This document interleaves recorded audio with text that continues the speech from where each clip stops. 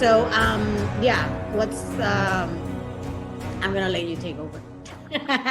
No, I can't tell you how much I agree with you there. Like, it's so easy. If something happens to you, like if you have a bit of a run-in with somebody on the boat, and then if you're going to go straight to your roommate or straight to your girlfriends on board or whoever it is and tell them what's happened, yeah, a lot of the time they are going to go, oh, poor you. Oh, yeah, yeah, she is a bitch. Oh, yeah, that is really shit. And then it just spreads that like just negative bubble around more and more people, and then it gets to other departments, and other departments are thinking, oh yeah, what a bitch, like that's terrible, you're really nice, you've done nothing wrong, when actually nobody has any idea what's actually happened in that situation. So like you said, you need to be speaking to people not on the boat, because the more people you speak to on the boat about it, unless it's your HOD, of course, if go and speak to your HOD, go and speak to your captain if that's the next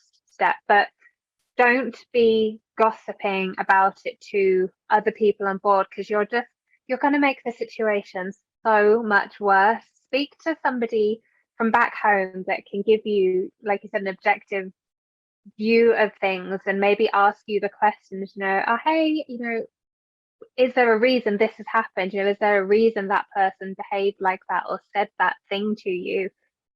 Did you maybe play a bit of a part? Because I know that if anything's happened to me, and if I tell my boyfriend or my parents, they'll call me out on my shit straight away. If I played any part, they would be like, well, why do you think that's happened? And Did that's you have... important because you know that these people are not going to validate your victimization.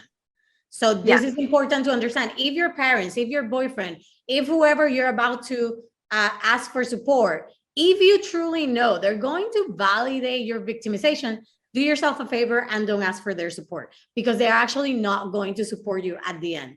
So, in a transformative way. So this is really, there's a something important that you have to like realize, like who's actually going to validate me from a victim place, and who's actually going to call me out of my shit, I'm going to make me like come back to reality.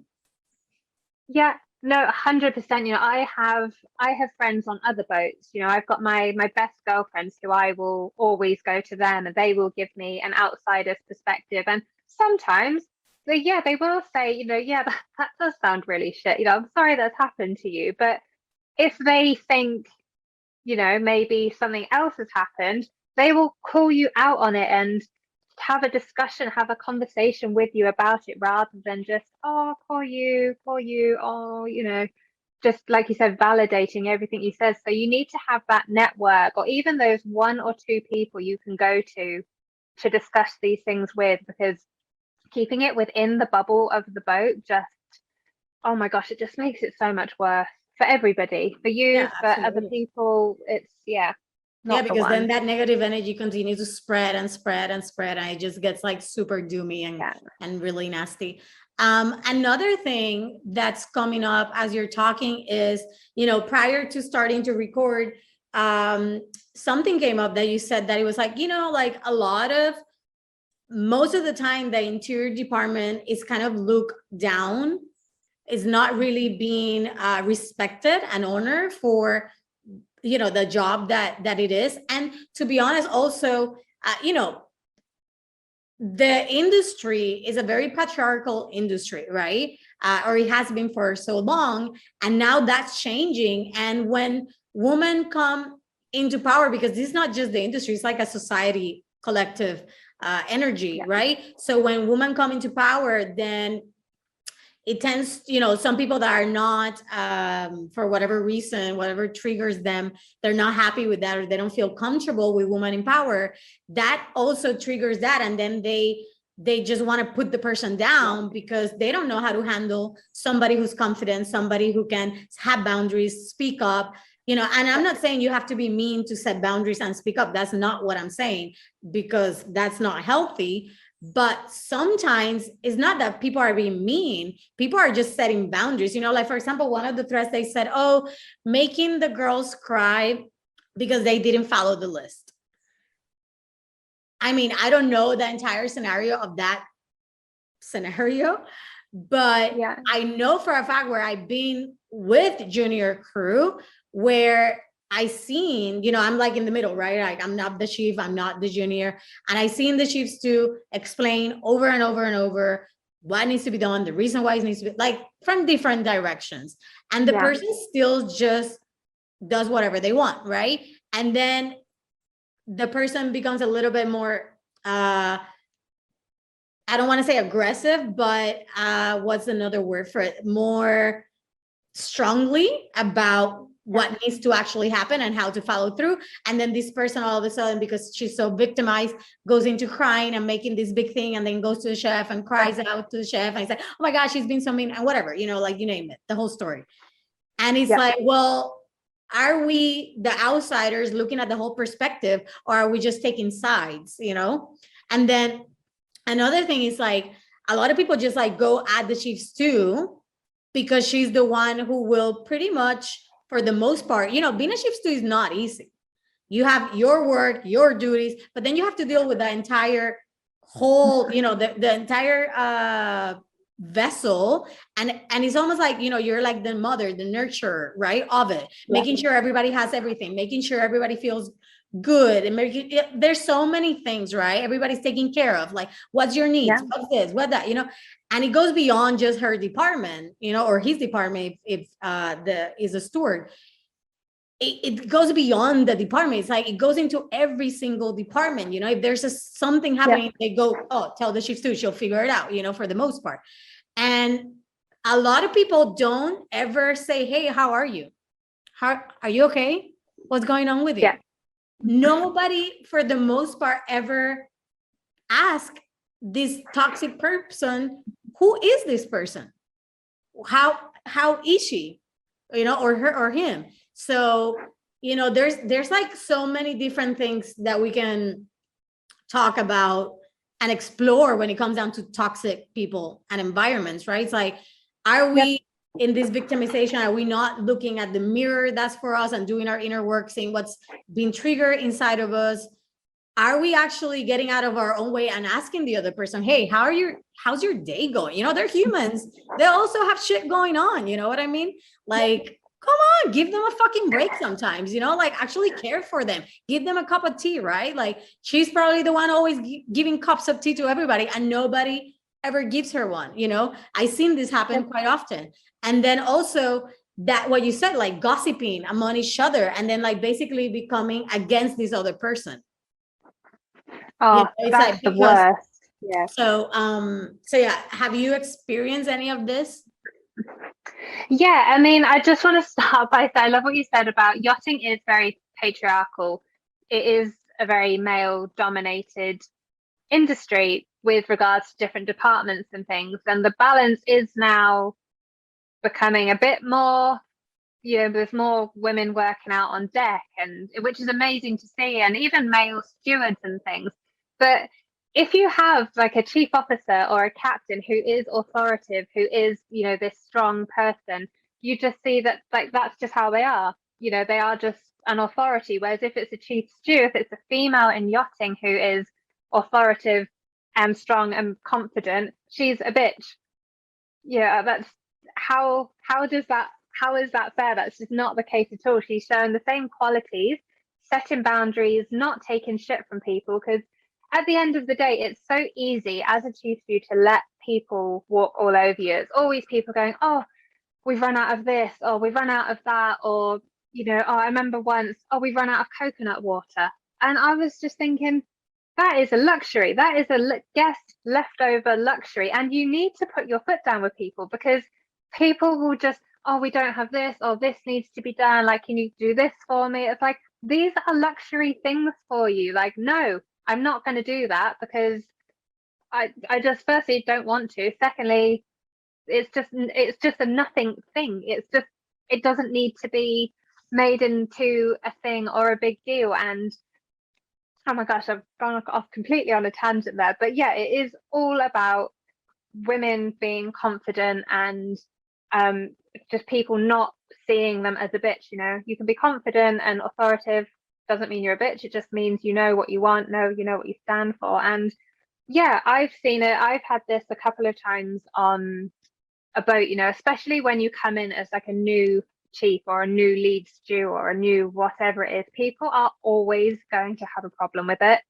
You're never going to keep everybody happy. And I think as long as you know that as a chief stew, then you can get on fine. There's always going to be somebody that has an issue with something you've done, something you've said, the way the crew mess looks, or do you know what I mean? Something. And it's just how you deal with that. And I, like you said, the gossiping is just terrible. I mean, there was a time when I very first got promoted to lead service, and the team just all completely went against me for no reason. Like I hadn't, I'm so nice as a lead and like a chief stew. I'm incredibly nice, but I will stand my ground and like I know what my boundaries are. But people will just unfortunately turn against you sometimes, even though you've done nothing wrong. It just takes one person to have a little bit of a problem with something you've done, and it just spreads like a virus amongst other people. But the other thing is, it doesn't last forever. You can be going through a shit time on board, people hating on you, people bitching about you. And I've learned, as long as you know that it's not going to be forever, like next week they'll be talking about somebody else, then you just have to be in that way of thinking, because it will just destroy you otherwise. If you just let it get to you, you will just end up hating your job after a while. Yeah, just know it's not going to last forever. You might be having a really, really bad month or a bad rotation. It'll be fine next time. People won't even remember what they And said or what when you happened. do get in that situation where you're having a not so great, week, month, whatever rotation, it's important to understand, like, if you are not able to handle it on your own, you do need to get support, because Yeah. it will take a toll on your mental health as well. And then your job's gonna get performance gonna go down, your team performance gonna go down because you're going down. So it's like everything goes into spiral because everything's so interconnected. So I can't say this enough. Like, if you need support on handling things, please look for support. Georgia is one of those that are supporting crew on board inside the Yachts Mermaids, the .com website. There's a directory with all the support that's available right now, all the coaches, all the people that are available worldwide for you, people that are from the industry, so they understand the ins and outs, right? Because sometimes when you're getting support from somebody else that doesn't really understand yachting, they're like, what does that happen? Yeah. It's like, okay, Yeah. we're not trying to explain that. Like, we just need somebody who gets it and then can get me through it. So it's super, super important.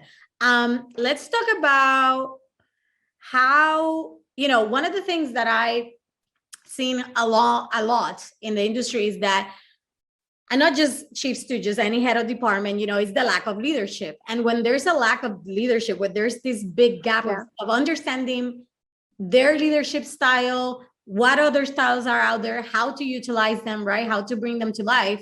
This creates fear within themselves. And then they become this, like, I have to be,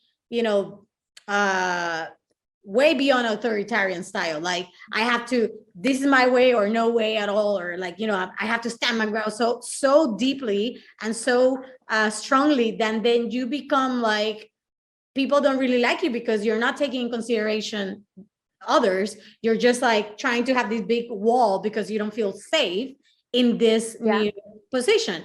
And one of the things that I think is that there is that gap because there's not enough education around leadership in the training that are already out there. Like, there's some, but not really that much. And even some that is out there, probably potentially not the strongest of courses to actually help people be better leaders. So I feel like this is one of the biggest things, and especially in the interior department, like, we have to also realize that to become a chief stew, you don't really need to take any courses. That is the reality. Courses are a plus. If I were you, I would take them. They're going to make you better, but they're not something that you have to have.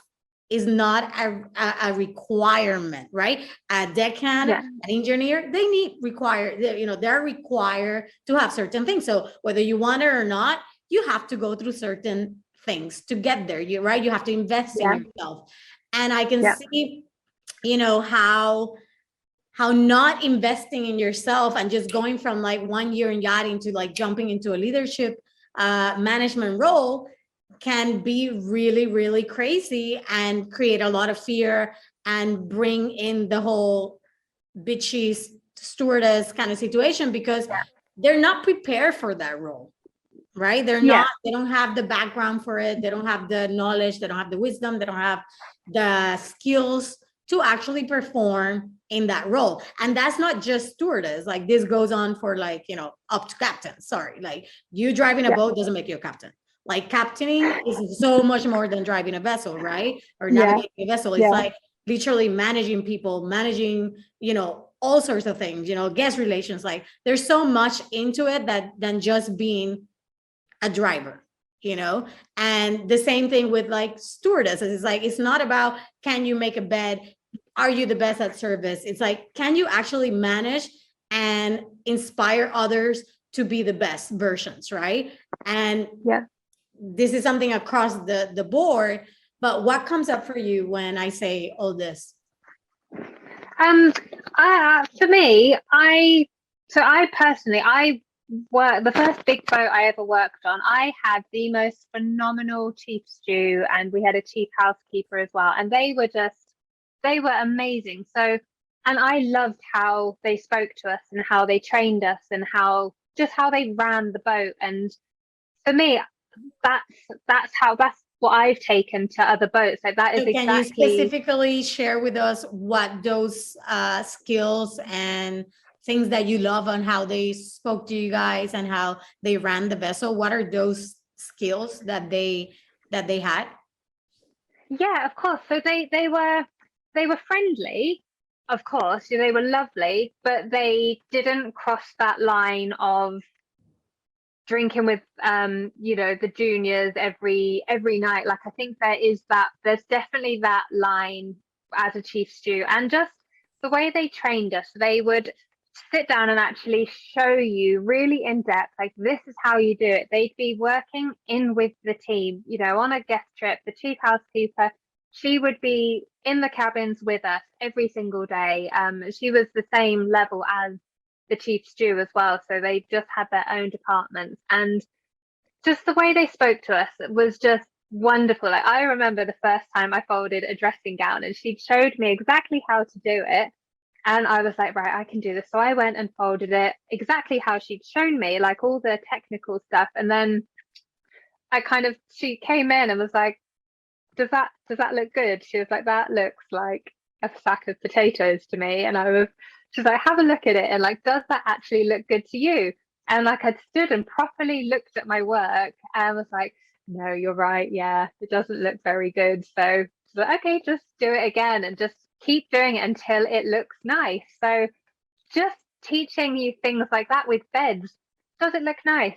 I was like, oh yeah, actually it does. She's like, great, if it looks good, then that's what you want. And just being approachable and just getting in with the team and showing us how to do things. And not just once, she would be with us all the time, showing us how to do things until you did it perfectly, and then you'd be left with somebody else. But for me, that I just loved it. I just loved being in a team with that environment, that support, but also knowing that I could go and what hang I'm out with gathering is like, you were in a team where your superiors knew their boundaries and knew where not to cross them, and so they can still be seen as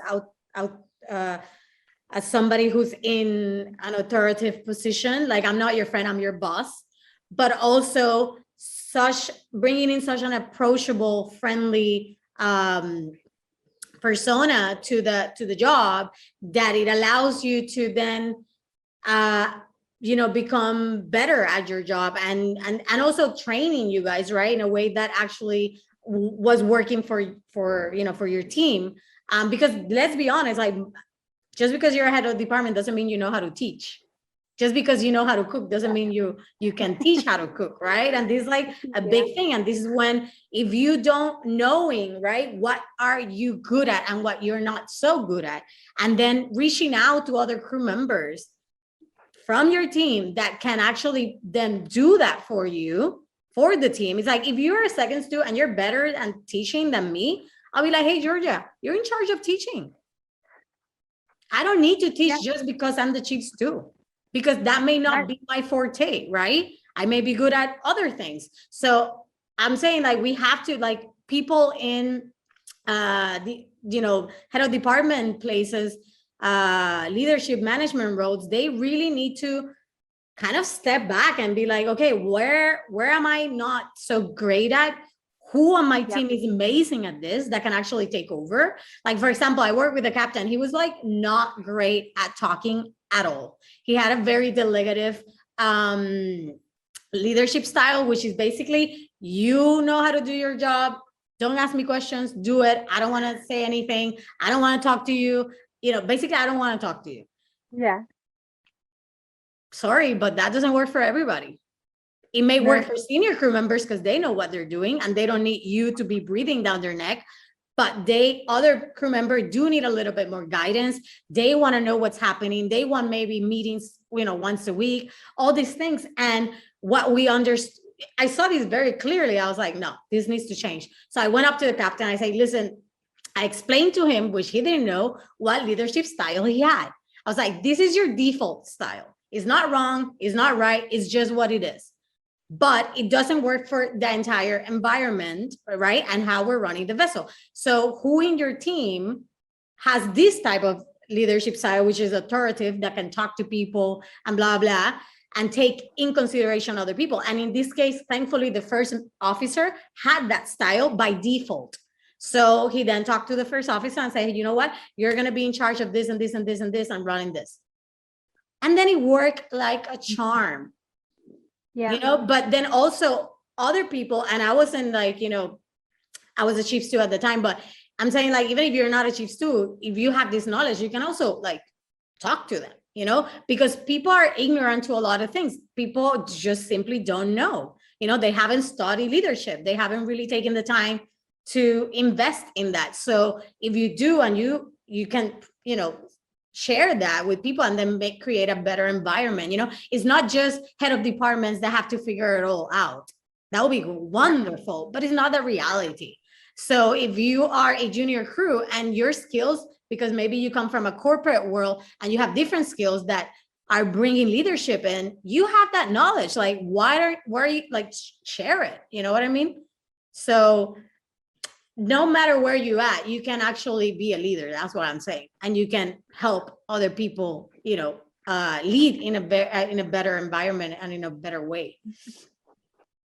Yeah, no, I completely agree with that. And I think another thing about being a good leader, like you said, is using other people's skills. You know, who is good at what? Let other people take the lead with some things. Like in my most recent team, we had a male steward, and he was fantastic at making coffees and things, and he wasn't second, he wasn't in any sort of leadership role on board, but coffee training, like, I loved leaving him in charge of it, because I know he really shone, like he loved teaching the rest of the girls how to make coffees and things. So use people's skills to your advantage. It will save you so much time and stress. You know, if you've got somebody that's really good at laundry, let them teach other people. You know, if you've got someone that's really good at using Excel on the computer, ask them if they can help create a new system, if that's what you need.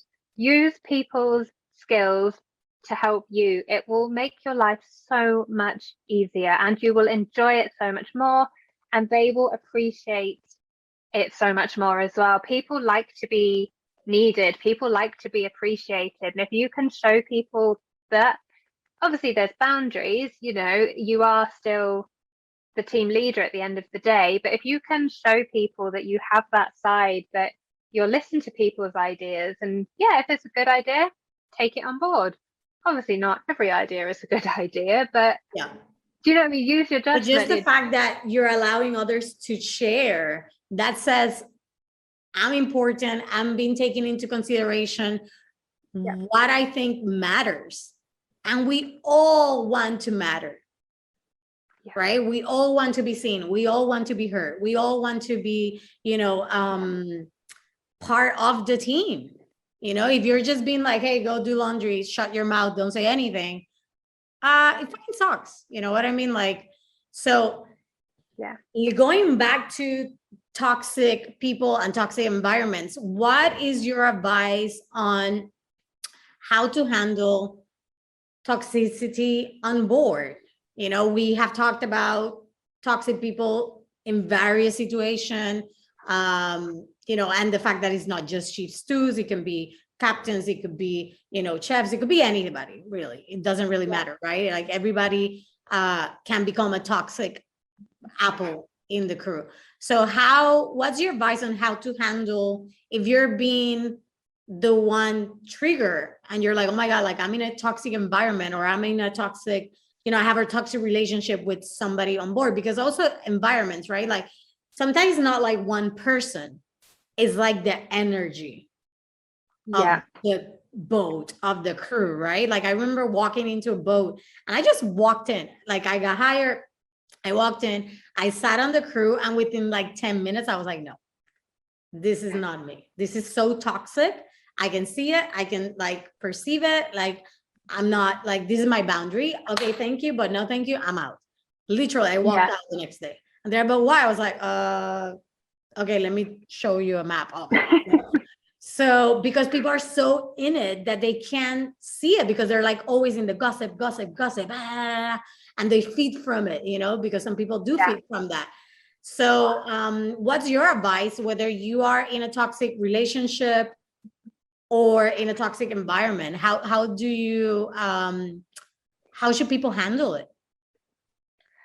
I would say if you're on a toxic boat, like if you are in that toxic environment where people are gossiping and trying to tell you things, they're trying to tell you bitchy secrets or whatever, don't even, as much as you can, like firstly, if you can like not even listen to it, great. But if you do listen to it, keep it to yourself. Don't tell anybody else. If people are coming to you and gossiping, just don't even like give it a second thought. Definitely don't go and tell other people, so and so said this to me. Don't be that rumor spreader, because nobody likes that person, and it just creates a horrible environment. And you're becoming part of the problem. Exactly, you are literally becoming part of the problem. I think a big one is spending some time to yourself, even if it's like 5 minutes a day where you can just go outside and sit in the sun or read a book, just to remove yourself from that energy and kind of ground yourself and bring yourself back to that place where you're feeling good, where you're feeling happy. Do that for sure. So spend some time to yourself. Don't spread any rumors or gossip, and speak to somebody external. You speak to somebody outside of the boat, speak to somebody from home or somebody on another boat, or just to get that outside help. Like you said, there's so much support out there. You're not alone. Like we've all been through it. We've all been through toxic environments on board, or gossip or rumors. Like it's not just you. Speak to somebody, and even if it's just getting it off your chest, like you can't just hold these things in. You need to get that support from somebody to it just makes you feel so much better. You just feel so much lighter, and like a weight has been lifted off your shoulders, and realizing that you are in that bubble. Like when you're on a boat, you do get sucked into that bubble, and you think that is the only thing going on in the world right now, this, because you're in just that metal box. But go outside, get some fresh air, realize it's not like it is. There is more to it than just that box you're in. There are other people you can speak to. There is help you can get, support you can get, other friends you can speak to. You don't have to be sucked into it. So take some time for yourself. 5 minutes. That's so important. We tend to avoid being with our feelings because, well, if you feel, then things are going to show up, and then you're like, I don't want to deal with it. But if it's transitorial, you know, like if you feel it, then you release it and you can move on, versus like if you keep not feeling it, you're just suppressing it, and it's going to continue to just build up, build up, build up, and it's going to become even a bigger thing at the end when you actually have to sit down and deal with it. One of the things that I also want to advise people is that, you know, how you wake up and what happens throughout the day is super important to keep in mind when you get triggered. We already talked about the fact that if you're emotionally being triggered over and over and over, obviously that's your sign. You have some wounding that's showing up for you and you need to take care of that. So get support, deal with that. But sometimes, for example, I don't know, it could be that you woke up on the wrong side of the bed, right? You woke up and you got an email and that kind of made you angry. And now you have this anger within yourself and you're pretending that you're fine. And then the minute somebody says something that triggers that anger, you go like, that person is crazy, like they're, you know. And it's like, if you just take your time and, you know, ask yourself a few questions when you're triggered, it's like, you know, is this an ongoing thing? Yes. Okay, then obviously I have to do some inner work. And if it's not an ongoing thing, if it's just like a one-time thing that just happened, it's like, okay, let me look back at my day. Like, have I felt anger prior to this? Because more than likely you have, you know, and then you can actually be like, oh shit, yeah, you know, that email I got in the morning, that kind of triggered my anger. And now anything else is just gonna, like, you know, make it more alive. Another thing is like, do I need to set boundaries? Are they crossing my boundaries? And if they're crossing your boundaries, are they crossing them because you actually said, these are my boundaries, and they're consciously crossing them? Or you never set your boundaries and then now you're feeling like they're crossing them, but the reality is nobody's crossing something they didn't know they couldn't cross, right? So up and saying like, this is where my limit is. Like, if you, you know, don't do this, blah, blah, or if not, this will happen, whatever it is, you know. And then also, you know, sometimes we get up and we're like in a shitty mood for whatever reason, and we don't even know, right? And we didn't take time to ground ourselves and meditate and set an intention and just kind of like reshift, you know, our energy.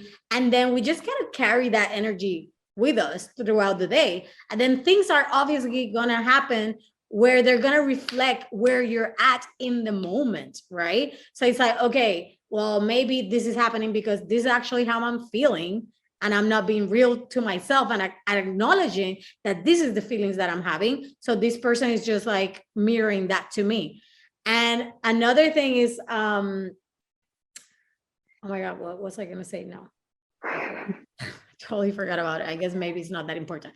But there, what I'm saying, it's like, if you get triggered before you start victimizing yourself and pointing fingers and going into the gossip thing and just like, you know, validating that you're being taken advantage of or whatever, really just step back and take responsibility and be like, okay, what's here for me? How am I showing up? Right? Because like, how you show up to the world, it's how the world's going to show up to you, period. You know, like I remember waking up one day and I wasn't really feeling that great. And I didn't know, I just kind of like brushed it off. I didn't really take the time to like, you know, shift that energy. And I remember this person, you know, I went into the cupboard to get something and I opened the cupboard, and the cupboard is like between the fridge and the cupboard. And I'm in the corner opening the cupboard, and this person comes behind me, opens the door of the fridge. I'm in the middle. Of course, they're not going to be able to open the fridge. And they're like telling me like, you know, to get the fuck out and like, you know, these nasty things. And I was like, are you fucking insane? What? You know, right? Like total victim, like what the fuck? Like, and then I closed the cupboard and I stepped back and I was like, wait, let me just go to the bathroom. What the fuck is going on here? Like, this makes no sense. And I realized that he was annoying me because I was feeling actually annoyed with myself. And with the minute I recognized that that annoying feeling that was being shown in a physical reality was actually something that I was feeling within me, I was able to shift it And then I went outside and there was no issue with this person. I didn't feel I had an issue with the person. The person didn't have an issue with me. We laughed it out and that was it. You know, we didn't even have to make a big thing. We didn't even have to talk about it. It was just a matter of me recognizing, how am I actually feeling and how is this showing up in my reality? So that's basically what I forgot that I wanted to say. That's basically it. So it comes down to taking responsibility for yourself. And of course, you know, like you said, if you do all this and it's still getting out of hand, then you do need to talk to your superiors, whether it's your captain or, you know, the person ashore, whatever it is, right? And getting that external support to guide you into, you know, whatever it is, you know. And I'm, you know, we're talking emotional toxicity right here, but there's also toxic environments where you are being sexually harassed and, you know, all that stuff. Then that is toxic environment, but that's a complete different ball game in the sense that you do have to take faster responsibility and faster actions to get yourself out of that, because now you're not safe. Your safety is being compromised, so you have to take action into that, right? And obviously do your inner work and all that, because it is part of it. But physical safety first, you know, your emotional safety at that moment is obviously being compromised.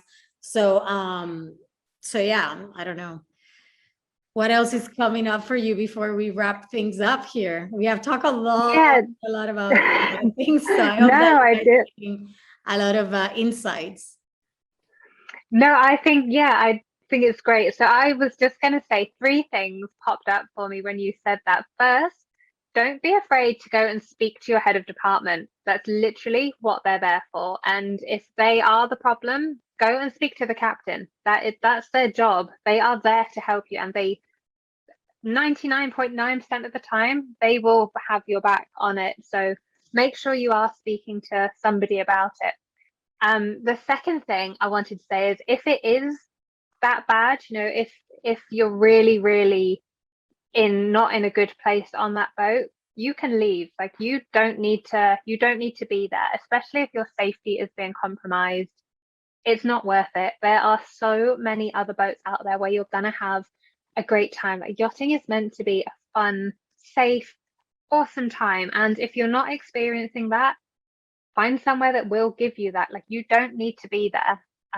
Was just the second thing. And the third thing you said about taking responsibility, and yeah, we all have those days where you wake up on the wrong side of the bed, but think of a morning routine. Like, implement a morning routine. You will feel so much better. And that is going to be different for everybody, whether it's you meditate for 10 minutes. Like, I know for me, if I don't meditate in the morning, I will get so flustered throughout the day, so much easier than I would if I've done my full morning routine. So even if you get up 10 minutes earlier, do something that makes you feel good. Like, start your day off well, and your day you'll be so much more not affected by the little things if you can start your day off well, implement a routine, and do some sort of mindset work, whether, like you said, it's meditation or just like writing 3 things that you're grateful for in the morning. You will be in such a better headspace to deal with these things. Like, you will be able to take a step back from it and realize it is just, you know, like, I don't need to be involved in this. You can almost put up a barrier between you and the other people, because you've done that work on yourself, and they clearly haven't. So yeah, come up with a morning routine, something you enjoy doing, and you will find things so much easier.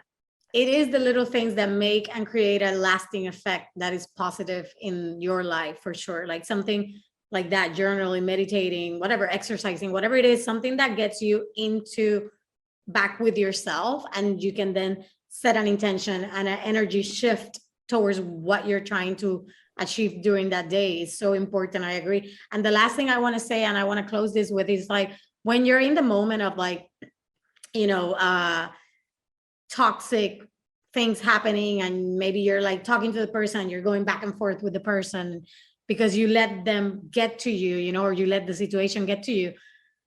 Just ask yourself in that moment, if you can just remember this: do I want to be right or do I want peace?